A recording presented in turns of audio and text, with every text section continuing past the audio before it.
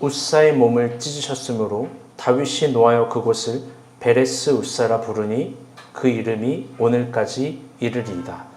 그날에 다윗이 하나님을 두려워하여 이르되 내가 어떻게 하나님의 궤를 내 곳에 오게 하리요 하고. 아멘. 오늘은 그리고라는 제목으로 하나님 말씀 나누도록 하겠습니다. 우리 옆 사람과 함께 인사할게요. 그래서요. 우리 한 번 더 인사할게요. 어쩌라고요? 6월의 습도가 토해내는 생명의 풍성함들이 우리의 건조함도 적셔주시길 안녕으로 인사합니다. 다음 주면 하지입니다. 하지의 한자 이름 뜻이 참 아름답습니다. 여름 하자의 모양지, 번역하면 여름의 모양이라는 뜻이죠. 하지의 특징은 여러분 알고 있듯이 낮이 길어지는 시간입니다. 선조들은 여름의 모양을 긴 낮으로 정의한 겁니다. 생각해보면 선조들은 모든 시간의 의미를 인간이 외롭게 직립보행해야 하는 물리적인 숫자로 정의하지 않았습니다.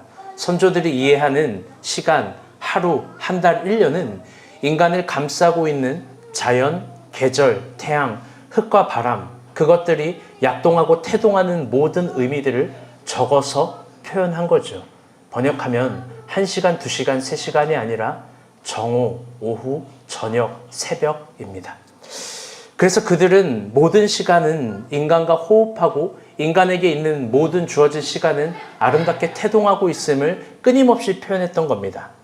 시간은 흐르지 않는다라는 책을 쓴 카를로 로벨리라는 우주과학자가 있습니다. 제2의 스티븐 호킹이라고 불릴 정도로 엄청난 분입니다. 그분은 시간을 양자역학 그리고 루프 양자로 해석하는데요.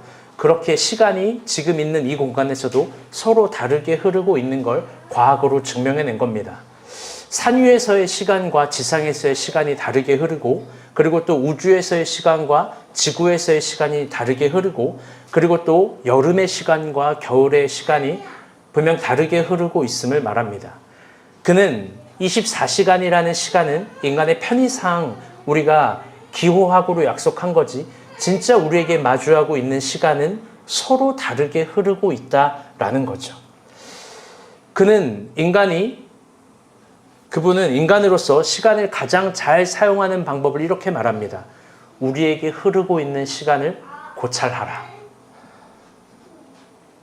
쉽게 이야기하면 하지, 긴 낮, 이 시간에는 낮이 길기 때문에 게으르지 말고 노는 것이 아니라 쉬지 않고 조금 더 일을 해보는 것, 우리의 젊은 가운데 이 긴 낮에 더 낮을 활용해 보려는 것, 이런 시간의 흐름대를 이용하는 것, 상고해 보는 것, 이게 중요하다는 겁니다.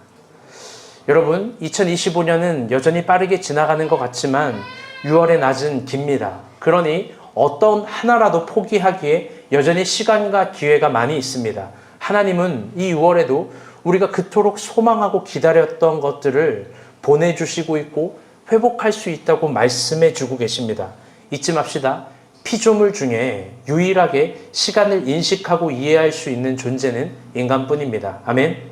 그런 인간의 능력을 깊게 사용할 때 하나님이 우리 가운데 창조란 어떤 건지를 알려줄 겁니다.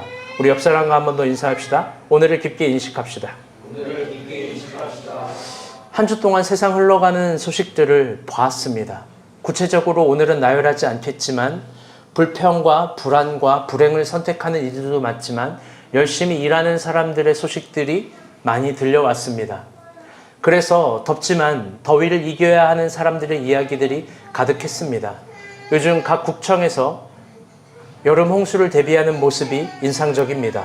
또 이란과 이스라엘의 전쟁이 다시 시작됩니다. 오늘은 이란에서 큰 미사일을 이스라엘로 던졌는데 민간인 피해가 상당하다고 합니다. 우리 전 세계를 위해서도 기도하는 우리가 본 식구들이 되었으면 좋겠습니다. 아멘. 이번 주 큐티도 여전히 역대상입니다. 다들 어떠셨는지요? 그런데 오늘 본문은 조금 특수성이 있습니다. 원래 오늘 일요일 큐티가 우리 역대상 16장인데요. 16장은 필연적으로 역대상 13장을 이해해야만 16장의 의미를 알 수 있습니다. 왜냐하면 16장에 있는 의미는 13장에서 있는 사건들에 대한 것들을 반성 그리고 새롭게 정의함으로 탄생한 의미들이기 때문입니다. 그런데 또 사무엘상 13장을 이해하려면 역대상 13장을 이해하려면 사무엘하 6장 1절부터 11절을 이해해야 됩니다. 왜냐하면 두 사건은 동일한 사건이고 사무엘하에 있던 사건을 역대상 13장이 되풀이한 거기 때문입니다. 그래서 오늘은 굉장히 특수한 날이에요. 역대상 16장 주일 큐티지만 이 사건의 시장인 역대상 13장과 사무엘하 6장을 좀 같이 보려고 합니다. 우리 먼저 한번 보도록 하겠습니다. 역대상 13장 3절부터 4절입니다. 시작. 우리가 우리 하나님의 궤를 우리에게로 옮겨오자. 사울 때에는 우리가 궤 앞에서 묻지 아니하였느니라. 아멘. 미안해요. 4절 읽었습니다. 시작. 무 백성의 눈이 이 일을 좋게 여김으로 온 회중이 그대로 행하겠다 한지라. 아멘. 오늘 본문은 이스라엘의 왕이 된 다윗의 첫 번째 행정명령 1호입니다. 어떤 거죠? 자기가 지금 왕이 됐으니까 여호와의 궤를 옮겨오자라는 거예요. 이게 얼핏 보기에는 참 아름다운 신앙처럼 보입니다. 우리는 다윗이라면 당연히 그렇게 할 거라고 생각합니다. 또 하나님을 사랑하는 다윗은 이게 마땅한 그의 첫 번째 행정명령 1호라고 생각할 수도 있습니다. 지금 행정명령 1호라고 하니까 눈이 번쩍 뜨인 사람이 우리 공무원 이성민이에요. 번쩍 뜨였어요. 자기에게 와닿는 말이겠지. 어쨌든요. 그런데요, 여러분, 이게 물론 우리는 그렇게 생각할 수도 있고 그렇게 바라볼 수도 있지만 이게 다윗의 뷰에서 보게 되면 조금 어려운 일들이 있는 겁니다. 그는 헤브론 7년을 기다렸고 온 이스라엘의 왕이 됐지만 여전히 다윗을 의심하는 사람도 있고 또 여전히 다윗을 적극적으로 반대하는 사람도 있습니다. 눈치가 빠른 다윗, 평생의 사울의 눈치를 바라보면서 여기까지 이른 다윗은 그걸 모르는 사람이 아닙니다. 더 나아가 자기를 반대하는 사람을 어떻게 마음을 돌이켜서 자기를 사랑하게 하는지도 아는 사람입니다. 그래서 다윗은 자신을 의심하는 사람들과 자신을 반대하는 사람들에게 뭔가를 보여줘야 됐습니다. 그런데 그게 뭘까? 오늘 그걸 한번 살펴볼 겁니다. 또 다윗의 뷰에서 한 가지를 더 깊게 생각해 봐야 될 것이 있습니다. 그는 이제 왕입니다. 즉 한 나라의 장군과 한 개인의 신앙인이 아니라 이스라엘의 정치를 해야 되는 사람입니다. 근데 이게 참 서글픈데요. 정치를 하는 사람의 내력은 지금이나 그때나 똑같습니다. 다윗도 여기서 자유할 수 없는 겁니다. 그래서 다윗은 자신을 반대하는 사람들을 품어내는 정도가 아니라 자기 편을 만들어야 되고 백성들도 생각해야 되면서 관료들과 기존의 귀족들과 군사들과 기싸움도 해야 됩니다. 근데 이게 굉장히 여러 가지 난제와 잔재들이 있는 겁니다. 만약 다윗이 이 어려운 난제를요, 좀 우리 하윤이도 난제예요. 나는 지금 여기 있고 싶은데 왜 맨날 밖으로 나를 내보내는 거야? 나는 설교를 듣고 싶은데. 그래요, 괜찮아요. 이 어려운 난제를 다윗이 해결해야 되는데요. 만약 다윗이 이 어려운 난제를 해결하기 위해서, 잘 들어보세요. 하나님을 이용한다면 여러분 어떨까요? 정치적인 우위를 점하기 위해서 하나님을 사용한다면 어떨까요? 여러분 이건 신앙인 건가요? 이건 불신앙인 건가요? 오늘 한번 그런 것들을 살펴봅시다. 본문 3절입니다. 시작. 우리가 우리 하나님의 궤를 우리에게로 옮겨오자. 사울 때에는 우리가 궤 앞에서 묻지 아니하였느니라. 아멘. 다윗은 아까 말한 대로 이게 다윗이 왕이 되고 명령한 첫 번째 행정명령 1호입니다. 다윗은 이걸 강조한 겁니다. 그런데요, 이게 참 논리적이고 정치적이고 재미있는 말을 하는 거예요. 어떤 말을 하는 거냐면 다윗이 궤를 옮겨오는 이유에 대해서요, 사울 때에는 묻지 않았다라는 얘기를 해요. 우리가 묻지 않았다. 우리가 궤 앞에서 묻지 않았다. 이게 궤를 옮겨와야 될 이유라는 거예요. 그런데 한번 여러분 물어볼게요. 이게 궤를 옮겨와야 될 정말 정확한 이유가 될까요? 왜냐하면 이건 사실 정당한 이유가 되지 않습니다. 그 이유는 궤를 옮기는 이유, 아니 궤라는 이유 자체는요, 예배와 제사예요. 그러나 다윗이 이런 이유로 궤를 옮겨오자라고 말하지 않고 이렇게 얘기하는 거예요. 상당히 의도적인 말이에요. 이제 정치 가운데로 들어간 다윗이 정치적인 발언을 하는 거예요. 사울 때에는 하나님께 묻지 않았다. 그래서 망했다. 여러분, 이게 본문의 굉장히 아름다운 부분인데요. 다윗은 한 번도 사울을 반대하는 언어를 쓴 적이 없어요. 그가 쫓길 때에도, 그가 죽을 때에도 사울을 나쁜 놈, 사울을 죽일 놈, 사울은 악행을 행하는 사람, 사울은 하나님을 버린 사람, 그의 언어에는 이게 없었어요. 그런데 왕이 되고 나서 그는 본격적으로 레토릭을 사용합니다. 어떻게 사용하냐? 사울 때는 하나님께 묻지 않았다. 그래서 망했다. 이 한마디는 여러 가지 정치적 의도가 있는 겁니다. 뭐죠? 나를 반대하는 사람들, 그 사람들은 사울을 찬성하는 사람들인데요. 너네 어쩔 건데? 나를 의심하는 사람들, 나에게 동의하지 않는 사람들, 너는 여전히 사울을 긍정할 텐데 너네 어쩔 건데? 사울 때는 묻지 않아서 망했어. 이 정치적 총난제를 이거 하나로 풀어내려고 하는 겁니다. 그리고 다윗은 이걸 옮김으로 말미암아 온 이스라엘 가운데 증명하고 싶은 거예요. 어떤 거냐면 다시 들어볼게요. 난 사울과 달라. 나는 사울과 다르다라는 걸 아는 거예요. 그래서 오늘 본문이 시작되는 1, 2절도 상당히 의도적입니다. 우리 1, 2절 말씀 같이 읽어봅시다. 시작. 다윗이 천부장과 백부장 곧 모든 지휘관과 더불어 의논하고 다윗이 이스라엘의 온 회중에게 이르되 만일 너희가 좋게 여기고 또 우리 하나님 여호와께로 말미암았으면 우리가 이스라엘의 땅에 남아있는 우리 형제와 또 초원이 딸린 사울에 사는 제사장과 레위 사람에게 전령을 보내 그들을 우리에게로 모이게 하고. 아멘. 다윗이요, 천부장과 백부장과 모든 지휘관들과 온 레위인들과 온 회중을 지금 다 바알레위로 부르는 거예요. 이 지역에 대해서 또 설명을 하면 길어서 그냥 생략할게요. 다 모인 상태에서 그들과 의논하고 대화한다는 동사를 3-4번 씁니다. 그리고 어떤 정치적 세레머니를 하는 거예요. 어떤 거예요? 사울은 너네들과 소통하지 않았잖아. 근데 난 사울과 달라. 난 너희들과 소통할 거고 너희들과 이야기할 거야. 그런데 이 장면이 사무엘 하를 보면요, 더 적나라하게 나옵니다. 사무엘 하 6장 1, 2절입니다. 시작. 다윗이 이스라엘에서 뽑은 무리 3만 명을 다시 모으고 다윗이 일어나 자기와 함께 있는 모든 사람과 더불어 바알레위로 가서 거기서 하나님의 궤를 내려오게 하니 그 궤는 그들 사이에 저장하신 만군의 여호와의 이름으로 이름일 것이라. 아멘. 사무엘 하는요 더 적나라하게 보여주는데요. 지금 이스라엘의 모든 군인, 장군, 귀족, 백성, 관료들이 다 모인 곳에서 3만 명을 다시 뽑았대요. 이 다시라는 말을 생각해야 돼요. 이 3만 명이요 상당히 특수한 의미고요, 상징적인 의미입니다. 그 이유는 다윗이 젊은 날 사울에게 쫓겼던 사람이 3천이에요. 그런데 이 3만 명을 뽑음으로 말미암아 나는 사울과 반대로 내가 뽑은 사람들은 하나님을 쫓는 사람들이야.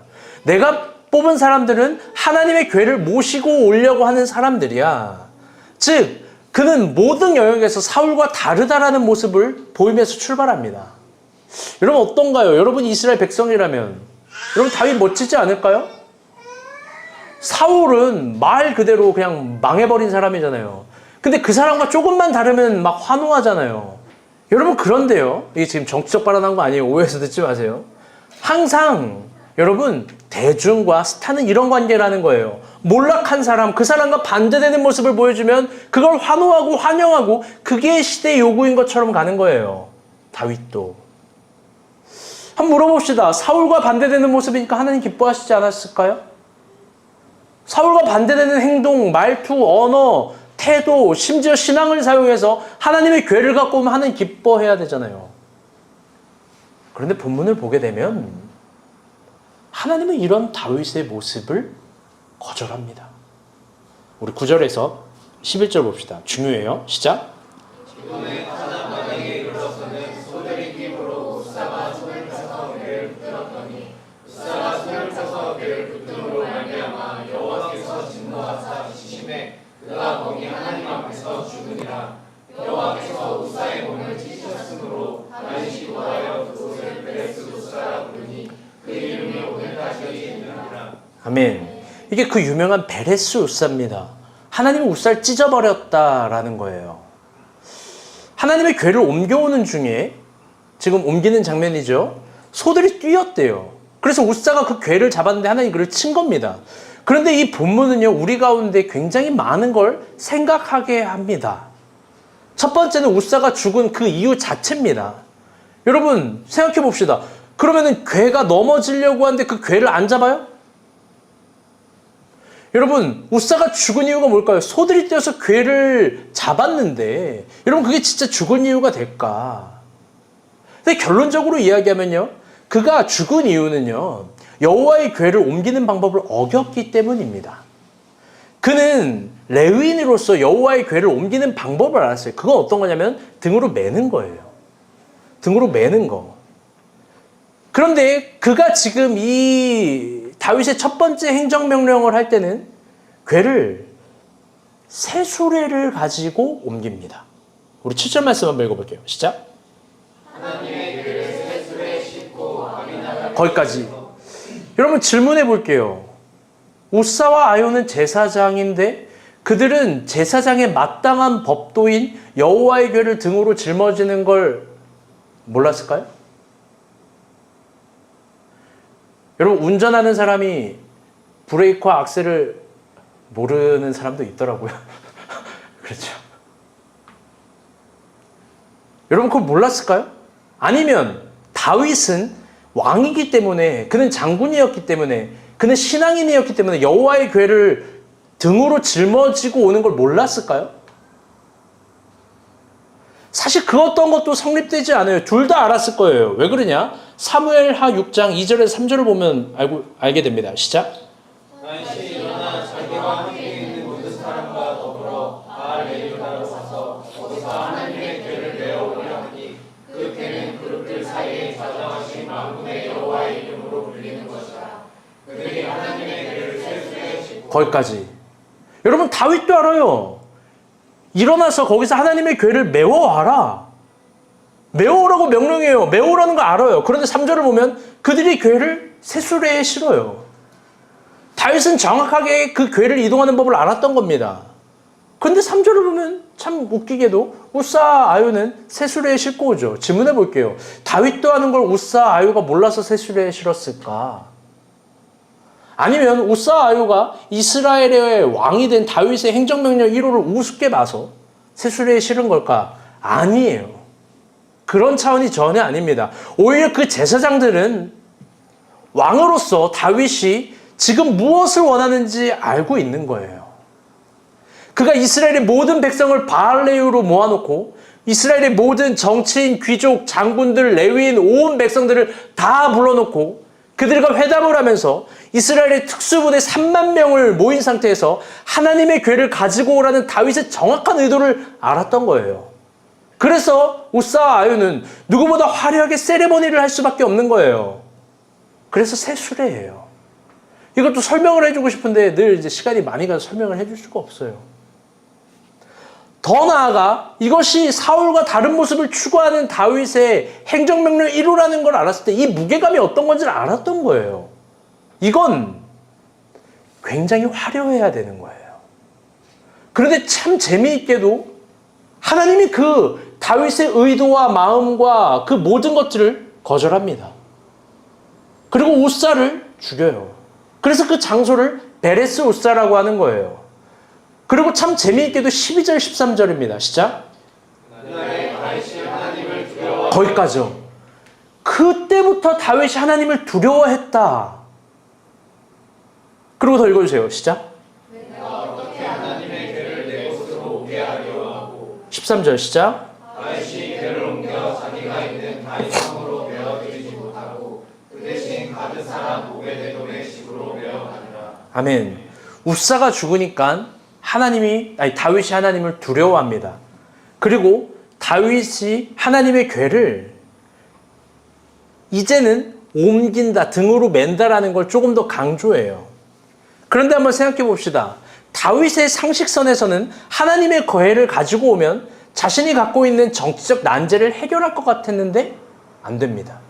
사울과 다른 모습을 이스라엘 백성과 하나님에게 보여주면 정치적 우위를 점할 것 같은데 여러분 그게 뜻대로 되지 않습니다. 오히려 우사가 죽어버립니다. 그러고 나서부터 다윗은 두려운 감정이 생기는 거예요. 근데 이게 아름다운 감정이에요. 골리앗도 두려워하지 않았던 다윗이 늘 다윗의 장점이에요. 뭘 진짜 두려워해야 되는지 아는 거예요. 그리고 뭐를 하냐? 다윗성으로 두려우지 못하고 이 괴를 오베데돔의 집에 가게 합니다. 그런데 한번 물어볼게요. 왜 다윗은 그 괴를 오베데돔의 집으로 가게 한 걸까? 여러분 깊게 생각해야 돼요. 인간사님이 다윗이라면 내가 명령한 게 중간에 안 됐어요. 그러면 포기하고 딴 데 보냅니까? 약해 보이잖아요. 전윤이가 왕이에요. 이거 이렇게 해. 중간에 문제가 일어났는데 어이구 두려워. 그러면 저렇게 보내. 그럽니까? 한 나라의 왕은요 가오충이에요. 가오가 상하면 끝나는 거예요. 가오가 이거예요. 괴를 갖고 오라 그랬는데 죽었으면 어떻게든 또 갖고 오는 게 상식적인 명령을 수행하는 사람들의 몫이에요. 그런데 그렇게 하지 않고 다윗이 두려워해서 오베데돔의 집에 간 거예요. 왜 그러냐? 이게 굉장히 여러 가지 사건이 있는데요. 여러분이 아는 성경의 상식선입니다. 예전에 여호와의 괴가 사무엘 시절 때 한 번 블레셋에 뺏긴 적이 있습니다. 그때 뺏겼을 때 어떻게 됐냐? 블레셋에 뺏겼을 때 블레셋 신전에 다곤 신전이 있는데 다곤의 머리통과 몸통이 2등분돼서 날아가고 그 주변에 있는 모든 사람들이 전염병으로 죽었습니다. 다윗은 지금 그게 기억이 나는 거예요. 이게 다윗 성으로 오게 되면 지금 우사도 죽었잖아요. 그때 사건이랑 똑같잖아요. 이게 그런데 다윗 성으로 들어오게 되면 자신의 목과 몸이 2등분해서 잘리고 그 주변에 있는 이스라엘의 모든 사람들과 정치인들과 관료 사람들이 다 죽을 것 같은 위기감. 그럼 망한 거잖아요. 그래서 그는 이스라엘의 제사장인 오베데돔 집으로 옮깁니다. 즉 오베데돔에게 자기 대신 죽으라고 하는 거잖아요. 여러분 근데 이거 어디서 많이 본 모습 아닙니까? 이거 사울을 닮은 비열한 모습이에요. 그런데 참 재미있게도 오베데돔은 어떻게 됐을까? 우리 14절 말씀 봅시다. 시작. 하나님의 괴가 오베데돔의 집에서 그의 가족과 함께 석 달을 있으니라. 여호와께서 오베데돔의 집과 그의 모든 소유에 복을 내리셨더라. 아멘. 오베데돔은 오히려 복을 받습니다. 여러분 깊게 생각해 봅시다. 깊게 우리 한번 생각해 봅시다. 다윗은 자신이 사울과 다름을 증명하려고 합니다. 그래서 여호와의 괴를 모셔옵니다. 언제나 대의명분은 희고 달고 멋져 보이는 겁니다. 그런데 그가 이 괴를 모시는 이유가 설교 초대에도 얘기했지만 하나님에게 물어보자라는 거잖아요. 너무나 아름다운 신앙의 태도, 이 대의명분. 그런데 그런 관점이라면 지금 다윗도 죽어야 돼요. 왜? 여호와의 괴가 오베데돔에 있으면, 오베데돔 집에 있으면 다윗도 못 물어보잖아요. 다윗도 못 물어보면 그가 스스로 사울 같다라는 게 증명되는 거잖아요. 여러분 또 중요한 게 1절, 2절 아까 다시 볼까요? 그냥 PPT 넘겨주시면 돼요. 여러분 제가 빨간색 글씨만 읽어볼게요. 다윗이 천부장과 백부장과 모든 지휘관과 더불어 의논하고 다윗이 이스라엘의 모든 회중에게 이르되 이스라엘의 온 땅에 남아있는 우리 형제와 초원에 딸린 성읍 제사장과 레위 사람들에게 전령을 보내 우리로 모이게 하고. 여러분 한번 물어봅시다. 다윗은 이 상징적인 행정명령 1호를 하나님께 물으면서 하나요? 그는 여호와의 괴를 물으라고 묻기 위해서 한다라고 하지만 계속 누가 우리 교회에 올려놔 지금 연락을 계속해요. 네. 그들은 그 청을 아니죠. 하나님께 물으면서 하지 않습니다. 그는 오히려 이스라엘 백성과 장군과 귀족들에게 물어보면서 합니다. 왜요? 그들의 청을 들어주는 척하면서 그들의 마음을 얻으려고요. 자신을 반대하는 사람들의 마음도 얻고 자신을 비판하는 사람들의 마음도 얻고. 여러분 그런데 잘 봐요. 여러분 이게 망해버린 사울의 모습이었잖아요. 사람의 마음을 얻으려고 하나님을 사용하는 거, 그게 여러분 사울의 악행이잖아요. 즉 다윗은 사울을 거부하지만 사울과 같은 모습을 하고 있는 겁니다. 하나님은 그런 다윗에게 베레스 울사로 경고하는 거예요. 베레스 울사로 응답하는 거예요. 설교를 준비하면서 진지하게 생각해 보게 되었습니다. 나에게 사울은 누굴까? 누굴까? 내가 거부하는 사울은 누군가? 생각했는데요. 저에게 사울은요, 그동안 내가 비판했던 수많은 목회자의 모습이에요. 늘 오해 없이 듣기를 바라요. 늘 교인들에게는 전혀 관심이 없고 자신의 이름이 드러나는 것에만 혈안되어 있는 목회자. 교인들에게 밥 한 끼 사는 일이 없고 늘 받아 먹으려고만 하는 목회자. 교회에서 자동차 안 바꿔준다고 집 안 바꿔준다고 자신을 불행한 사람으로 정의하는 목회자. 청년들의 마음을 알아야 한다면서 청년들과 술 마시는 목회자.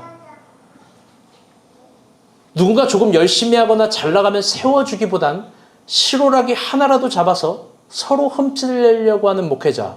자격지심, 질투심, 인내심, 자기 비하를 그리고 타인 비난을 두루두루 가진 목회자.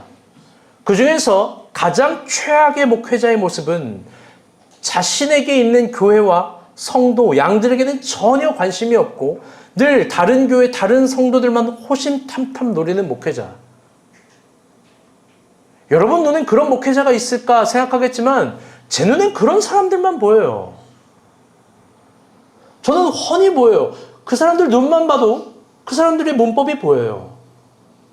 어쩌면 저는 그런 목회자를 반대하는 힘으로 이 교회라는 교회를 저 멀리에서부터 옮기고 왔는지도 모르겠어요. 저희 젊음은 그들과는 다른 태도, 언어, 행동, 신앙을 추구함으로 말미암아 저 교회를 저 멀리서부터 여기까지 끌고 왔는지 모르겠어요. 그래서 하나님 앞에서, 사람 앞에서, 여러분 앞에서 나는 다르다라는 걸 늘 증명하려고 무람없는 노력들을 하고 있는지 모르겠고 그 교회를 옮겨 이 교회를 여기까지 왔는지 모르겠어요. 그런데 한번 오늘 본문을 보면서 아주 시리도록 날카롭게 하나님께서 저에게 말하는 거예요. 그런 방식이 하나님이 원하는 방식이 아니라면, 그런 원동력이 우리가 움직여야 될 에너지 원동력이 아니라면 여러분 그러면 어떨까요? 여러분에게도 물어보고 싶습니다. 여러분은 어떤가요? 여러분을 움직이게 하는 힘이 뭐예요? 여러분도 누군가를 미워하는 힘으로 움직일 때가 있지 않습니까? 여러분도 누군가를 부정하는 힘으로 움직일 때가 많지 않습니까? 난 너와 달라. 난 저질이 아니야. 난 너처럼 저급하지 않아. 난 너처럼 그렇게 유치한 사람이 아니야. 난 너처럼 그렇게 수준 떨어지는 인간이 아니거든. 여러분 그러면서 우리 그 반대 힘으로 움직이지 않습니까? 여러분 그런데 오늘 본문은 오늘 우리에게 이야기하는 거예요. 그렇게 그런 힘으로는 움직이면 안 된다고. 제가 아는 집사님 중에요. 어린 나이에 공장을 취직해서 평생에 공장 노동자로 살아오신 분이 있어요. 제 책 교만에도 적었어요. 그분 초등학교 졸업 이후로 중학교, 고등학교 진학하지 못했고 공장에서 일했어요. 10대를 공장에서만 일한 것도 억울한데 20대, 30대, 40대 다 한 공장에서만 일했어요. 수십 년 동안 공장에서 일하면서 폭언, 폭행, 폭력이 있었고 집탄, 구타도 있었고 더위와 추위를 이기면서 일했지만 월급을 못 받은 적도 여러 번이었습니다. 생명의 위협이 들 만한 상황도 여러 번 있었대요. 지금은 다리 한쪽을 못 쓰는 불구세요. 그는 이 모든 것들이 사장 때문이라고 이야기합니다.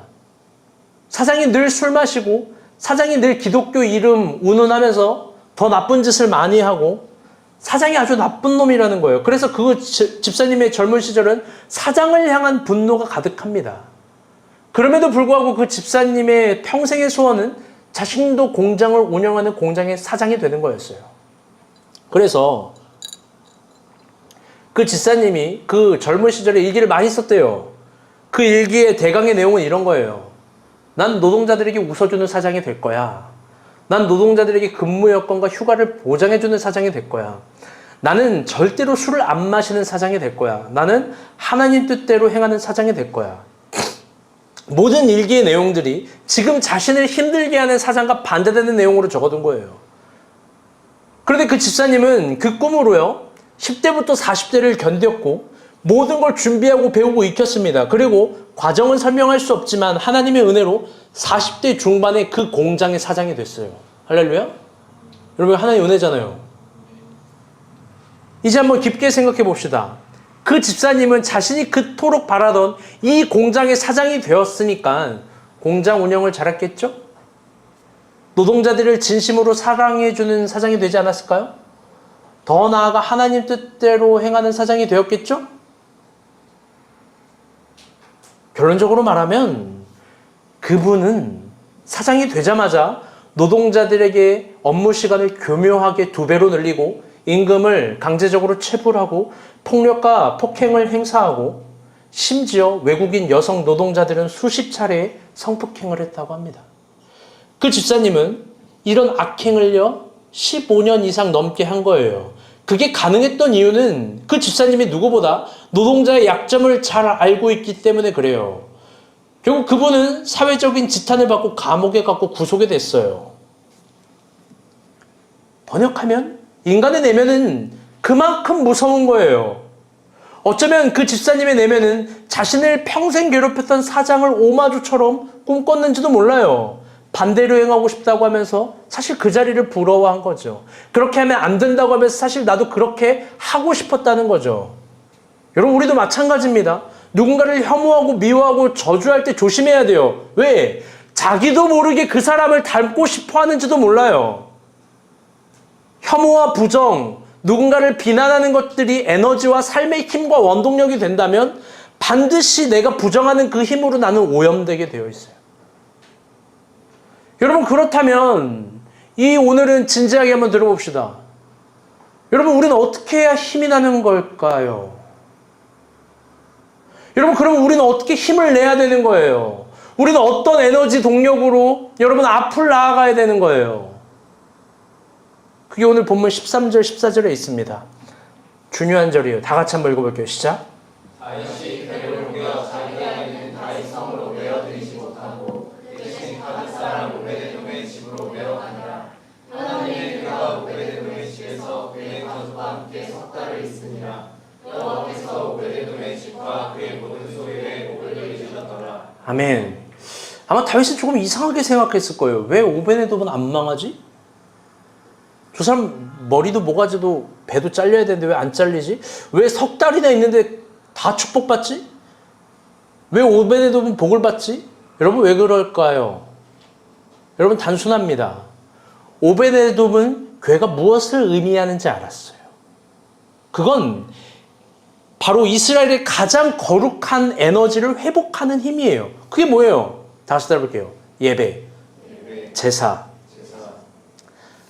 그리고 또 중요한 게 있는데 그 괴를 향한 진실한 신앙입니다.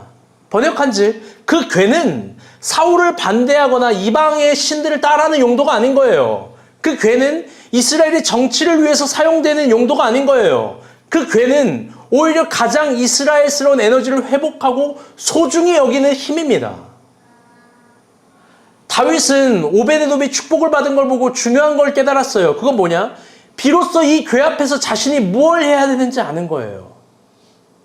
오베데돔이 축복받고 석 달 동안 이 모든 사람들이 축복받는 걸 보고 오베데돔이 뭘 하는지를 봤는데 그게 역대상 16장 오늘 본문에 적혀 있는 거예요. 뭘 하냐? 오베데돔은 예배를 드린 거예요. 그리고 다윗도 그 괴 앞에서 자신이 뭘 해야 되는지 아는 거예요. 그거 뭐예요? 다윗이 가장 잘하는 거, 예배. 그런데 어떤 예배? 자신의 모든 것들을 다 갖다 버리면서 낮아지는 마음으로 드리는 예배. 그 아름다운 다윗의 예배가 사무엘하 6장 11절 19절에 있는데요. 몇 개 축약해서 읽어봅시다. 시작. 여호와의 개가 가드 사람 오베데돔의 집에 석 달 있었는데 여호와께서 오베데돔과 그의 온 집에 복을 주시니라. 어떤 사람이 다윗 왕에게 이르되 여호와께서 하나님의 괴로 말미암아 오베데돔의 집과 그의 모든 소유에 복을 주셨다 하니라. 다윗이 가서 하나님의 괴를 기쁨으로 메고 오베데돔의 집에서 다윗 성으로 올라갈새 여호와의 괴를 메는 사람들이 6걸음을 하매 다윗이 소와 살찐 소가죽 제사를 드리고 다윗이 여호와 앞에서 힘을 다하여 춤을 추는데 그때 다윗이 배에 옷을 입었더라. 다윗과 온 이스라엘 백성이 즐거이 환호하며 나팔을 불고 여호와의 괴를 메어오니라. 아멘. 예전에는요, 다윗이 건방진 마음으로 자신의 자리로 괴를 불렀습니다. 그 자리엔 백성이 있고 이스라엘의 정치 권력이 있습니다. 하나님의 교회를 자기 아래 둔 거예요. 자기의 자리에 하나님의 교회를 부른 거죠. 그런데 이번엔 달라요. 다윗이 갔대요. 직접 갑니다. 그런데 왕이라는 이름을 버리고 왕이라는 옷을 버려요. 다윗이 에봇을 입었대요. 사실 그게 다윗이 가장 잘하는 거잖아요. 왕이라는 이름도 왕이라는 옷도 버리는 거. 언제? 이스라엘 지킬 때 안 버리죠. 그런데 이스라엘 예배할 땐 버리는 거예요. 하나님 앞에서 자기가 아무것도 아니라는 걸 비로소 가장 잘하는 걸 깨달은 거예요. 그리고 온 힘을 다해 춤을 춥니다. 나의 왕 앞에서 어린아이 같은 마음으로 춥니다. 가장 낮은 마음으로 춤을 춥니다. 내가 춤을 출 때 모두 비웃겠지만 그들도 주 알게 되면 함께 기뻐하며 춤추리. 아멘. 여러분, 다윗이 그렇게 교회 앞에서 춤을 추는 거예요. 제가 설교를 준비하면서 생각했어요. 우리가 본 교회 교회가 뭘까? 잘 모르겠어요. 그런데 이게 교회라고 쳐봐요. 이게 교회라고 쳐봐요. 나는 반스 하나 입고 춤을 출 수 있을까? 하나님이 너무 사랑해서 춤을 출 수 있을까? 여러분 앞에서 내가 춤을 출 수 있을까? 여러분, 이건 정말로 하나님을 사랑해서 춤을 추는 거예요. 여러분, 제가 춤을 출 때가 있어요. 언제 추냐? 사랑하는 사람 앞에서 춰요. 제가 사랑하는 사람이 누구예요? 사모님 앞에서 안 춰요. 제가 미수 앞에서요, 막 어린아이처럼 춤을 춰요. 미수도 춤을 춰요. 여러분, 사랑하면 춤을 추는 거예요. 사랑하면 춤을 추는 거예요. 여러분, 모르겠지만 지원 간사가 용식이 앞에서 그렇게 춤을 추는데요. 내가 돈 주고 관람하고 싶어요. 연미도 춤을 추지 않을까요? 여러분, 사랑하면 춤을 추는 거잖아요. 여러분들, 그래서 임태형 간사님 여자친구가 빨리 오길 기대해요. 지금 없지만 누가 생기면 임태형 간사님 춤추는 모습을 한번 보고 싶어요. 여러분, 사랑하면 춤을 춰요. 사랑하는 인간을 춤추게 한다고요. 다윗이 정말 중요한 걸 깨달은 거예요. 교회 앞에서 아무것도 안 보이는 거예요. 이번 선교 가운데 저는 정말로 아름다운 여인을 만났어요. 권민정 자매님이에요. 여러분, 그녀가 춤을 추는데요, 필리핀 애들이 다 나자빠 떨어져요. 그녀가 춤을 추면요, 필리핀의 그 많은 에너지원들도 이제 더 이상 못하겠대요. 근데 미젤가 목을 끌어잡고 아직 낙오하긴 일러. 더 쳐야지, 더 뛰어야지. 이제 민정이가 그만하려고 하는데 아니 막 볼륨 더 켜 막 이러면서 막 뛰고 방방 뛰고. 야, 우리가 본 교회 예배가 그녀를 감당하기에 약하다. 허연희 권사님은 한술 더 뛰죠. 탬버린이 있어야 된대요, 교회 예배 때. 그래서 내가 지원 간사한테 앞으로 예배 때 탬버린 2개 사오라고. 여러분, 다윗이 춤을 춰요. 교회 앞에서 정말 중요한 걸 깨달은 거예요. 아, 교회 앞에서 예배 드리는 거지. 교회 앞에서 제사 드리는 거지. 여기선 신앙을 키우는 거지. 그런데 참 재미있게도 이때 자신의 아내인 미갈이 비웃습니다. 16절이에요. 다 같이 한번 읽어볼게요. 시작. 여호와의 때가 다윗 성으로 들어오는데 사울의 딸 미갈이 참으로 대하노라. 다윗 왕이 여호와 앞에서 뛰놀며 춤추는 것을 보고 시중에 그를 업신여깁니다. 아멘. 미갈은 다윗을 업신여겨요. 왜? 다윗은 이때 중요한 걸 깨달았을 거예요. 내가 교회 앞에서는 사울의 후계자가 아니라 나 목동이었던 다윗이야. 내가 교회 앞에서는 어떤 특별한 인간이 아니라 내가 목동에 있는 다윗이야. 여러분, 사랑하는 여러분, 여러분이 사회적으로 잘 나갑니까? 여러분이 돈 좀 버나요? 여러분이 힘 좀 있습니까? 여러분이 인기 좀 있어요? 여러분, 그럼 뭐예요? 그걸 다 내려놓고 춤을 출 수 있고 부셔버릴 수 있는 게 이 교회예요. 이 교회 앞에서 내 직장과 내 이름과 내가 가진 실력, 그걸 갖고 온다면 여러분, 죽었다 깨나도 다윗이 못 되는 거예요. 물론 너무나 아름답게 우리가 본 교회는 그런 모습 없죠. 직업으로 서로를 대하지 않고 연봉을 묻지도 않고 그런 걸로 우리 가운데 우위를 점할 수는 없어요. 그게 아름다운 교회 모습이에요. 앞으로도 그럴 거예요. 앞으로도. 그의 아내가 그를 비웃어요. 사울의 후계자라면 이렇게 해야 되는데 근데 그는 개의치 않아요. 왜? 자기는 교회 앞에서 다윗이니까. 어쩌면 지금 그 자리는 온 이스라엘의 백성, 자신이 부른 그 자리에는 관료들, 정치인, 귀족들 다 있어요. 그런데 그를 비웃어도 개의치 않아요. 왜? 이게 가장 다윗다운 예배니까. 여러분 중요한 거예요. 새 힘은 그렇게 탄생합니다. 아멘. 여러분 에너지는 그렇게 탄생합니다. 사랑하는 여러분, 우리는 언제 새 힘이 날까? 여러분 한번 깊게 적용해보고 생각해봤으면 좋겠습니다. 하나님의 필요에 따라서, 아니죠, 내 필요에 따라서 하나님을 이용할 때 여러분 우리가 새 힘이 날 것 같죠? 우리가 하나님 뜻대로, 아니 우리 뜻대로 하나님을 이용하고 사용하면 뭔가 힘이 얻어질 것 같죠? 아니에요. 오히려 하나님 앞에 우리가 하나님께 이용당해야 하나님이 주시는 새 힘이 날 줄 믿습니다. 아멘? 여러분 우리는 진정 무엇 때문에 움직입니까?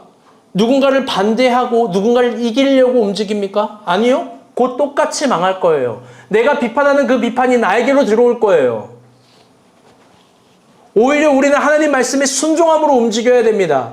그 순종함의 움직임이 광야에서 길이 나고 사막에서 꽃이 핍니다.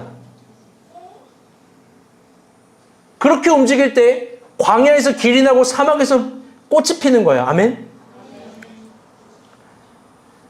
연미자매님, 지난주에도 얘기하려고 했는데 설교의 결론이 맺어지지 않았는데 움직이지 마요. 다 쳐다보고 설교 결론 맺은지 설레하잖아. 아직 안 끝났어. 이렇게 움직이는 거 아니야. 그냥 결론 맺겠습니다 하면 그때 움직여도 돼요. 들어가 앉아있어. 여러분 잊지 마세요. 우리가 그리스도인인 이상 가장 나다운 힘은 언제나 하나님 뜻 앞에 설 때, 하나님 앞에 설 때 나오는 거예요. 아멘? 나의 MBTI대로 살고, 내 기질에 맞게 살고, 내 비전에 맞게 살고, 나에게 맞게 사는 삶을 다 추구해요.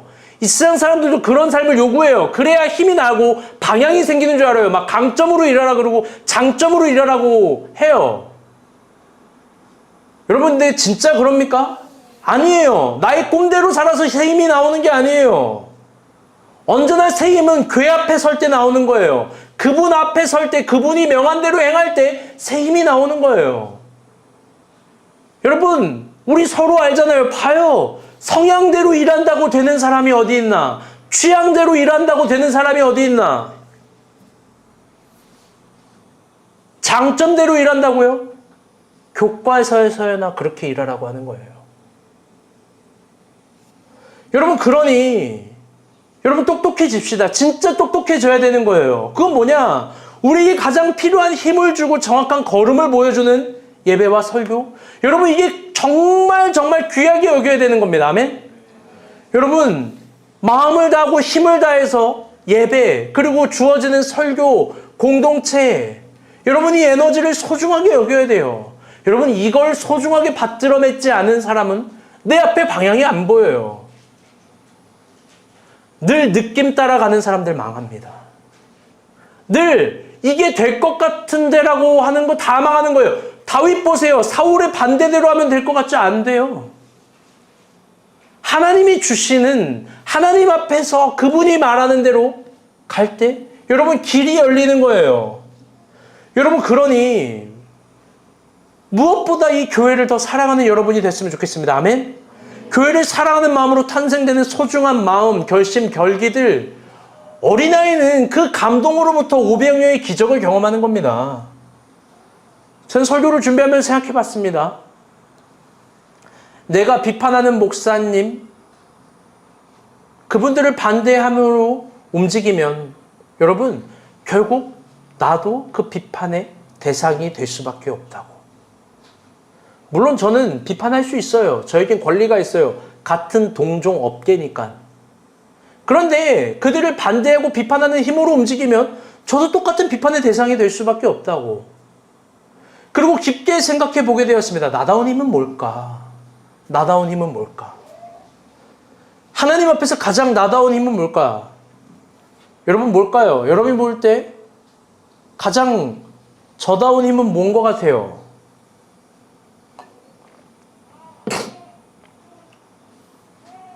제가 한 주 동안 기도원에 있었어요. 그렇죠?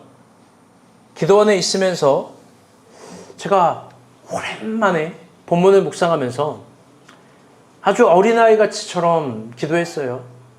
하나님, 나다운 힘이 뭐죠? 하나님, 나다운 힘이 뭘까요? 근데 하나님이 뭔가 한 장면을 보여주시는 거예요. 우연치 않게 식사였는데요. 그날 저녁 기도를 마치고 돌아오는데 뭐 주변에 식당이 있겠어요? 뭐 식당도 다 닫았어요. 그래서 저녁에 뭐를 먹었냐면 우연치 않게 속도 안 좋아가지고 분식집에서 라면을 먹었어요. 라면을 먹는데 제가 목사 안수 처음 받은 날 기도원 갔을 때 그날이 생각이 나는 거예요. 놀랍게도. 나다운 힘이 뭘까요? 그리고 하나님이 딱 라면 하나를 주시면서 그때 그 깨달음 알죠? 넌 아무것도 아니야. 너는 네가 뭐 좀 잘나서 전도사 생활을 그렇게 오래 한 것 같지? 네가 견딘 것 같지? 아니, 네가 못나서 남들이 4, 5년 만에 끝나는 거 너는 18년을 한 거야. 넌 네가 뭔가 잘나서 탁월해서 글을 쓰고 책을 내고 책이 잘 되는 것 같지? 아니야. 넌 진짜 못나 빠져서 이걸 하면 이것밖에 안 되는 놈이기 때문에 이렇게라도 해서 목회가 되게 하려고 내가 도와준 거야. 넌 아무것도 아니야. 넌 아무것도 아니야. 나 이제 기도원에서 라면 안 먹으려고요. 라면을 먹는데 또 그날의 것들이 막 생각이 나는 거예요. 불어오는 거예요. 여러분 근데 생각해 봤어요. 그게 하나님이 나를 무시하는 말일까? 그게 하나님이 나를 무시해서 넌 아무것도 아니야 라고 한 걸까? 아니죠. 그 앞에는 대전제가 있는 거예요. 뭐예요? 은혜 아니면 넌 아무것도 아니야. 아멘? 은혜 아니면 저는 아무것도 아니라는 거예요. 그래서 가장 저다운 힘이 뭔지 알았어요. 그건 뭐예요? 늘 질질 울고 은혜를 구하는 삶. 가장 중요한 걸 깨닫게 하신 거예요. 그래서 다시 결심했어요. 아, 하나님 더 사랑해야 되겠구나. 더 하나님께 은혜를 구해야 되겠구나. 힘이 안 될 땐 힘나달라고 은혜를 구해야 되겠구나. 내가 하나님 앞에서 사는 사람이 돼야 되겠구나. 이게 가장 나다운 힘이지. 설교를 준비하면서 우리가 본 교회를 생각하게 되었어요. 우리가 본 교회는 어떤 교회지? 우리는 어떤 힘으로 나아가는 교회지? 우리 교회는 한국교회 어떤 부분을 부정함으로 나아가는 힘일까? 여러분 그것 말고 우리다운 힘은 뭘까? 그건 역시 우리가 교회 앞에 설 때 하나님이 알려주시는 거예요. 그게 뭐예요? 다 같이 따라볼게요. 순종, 유연함. 여러분 이거 아닙니까? 하나님이 우리 가운데 어떤 걸 주시면 주시는 대로 순종하고 하나님이 우리 가운데 어떤 걸 보여주시면 보여주시는 대로 나아가는 힘이 여러분 우리 힘이 아닌가요? 가장 우리다운 힘은 이번 주 교회 앞에 서면서 한 주 동안 기도하면서 알려주셨어요. 가장 우리다운 힘이 뭐예요? 우리가 정말 서로를 사랑하는 공동체성과 창조성입니다. 아멘? 번역하면 우리가 늘 제일 좋잖아요. 우리가 우리 교회를 서로 너무 사랑하잖아요. 진심으로 여기서 선산이 되기를 원하잖아요. 그리고 우리 모두 다 다른 걸 부러워하지 않잖아요. 서로를 향한 진실한 사랑들과 주어진 어떤 거라도 최선을 다하겠다는 사명.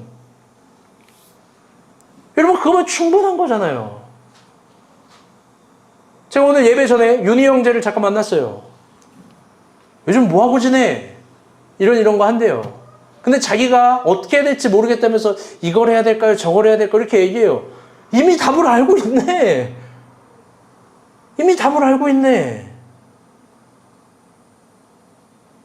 칭찬받으려고 물어본 거예요? 혼나려고 물어본 거예요? 진짜로 기도하는데 하나님이 저에게 답을 주세요. 알려주세요. 너네 교회 이미 답을 가졌어. 너네 이미 충분히 다 가졌어. 모든 교회가 부러워하는 거 니네가 있잖아. 뭐예요? 공동체성과 유연한 창조성.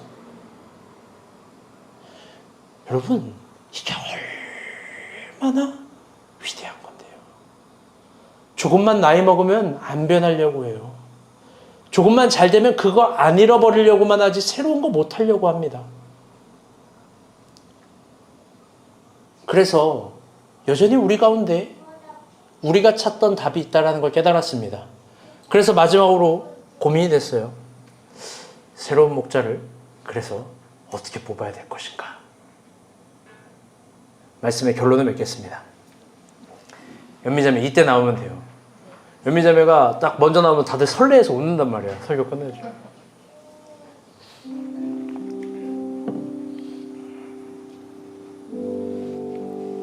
오늘 설교 제목은 그리고예요. 다윗은요, 다윗의 모습, 여러분, 다윗이 다윗다운 이 모습을 만족했을까요?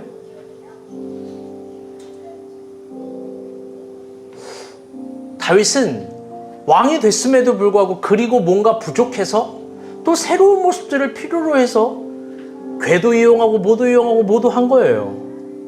여러분, 그런데 하나님이 그걸 거절한 거예요. 너다운 모습으로 가. 궤 앞에서 내가 알려주는 너다운 모습으로 가. 여러분, 우리도 우리다운 모습이 있습니다. 그건 궤 앞에 설 때 나올 거예요. 근데 늘 그걸 소중하게 여기지 못하고 늘 그리고 이게 필요해요. 그리고 이게 돼야 돼요. 그리고 이걸 해야 돼요. 그리고 엔드 더 뭔가를 뭘 막 원하죠. 그런데 언제나 가장 위대했던 고백들은 이거 아닙니까? 그리 아니하실지라도 감사해요.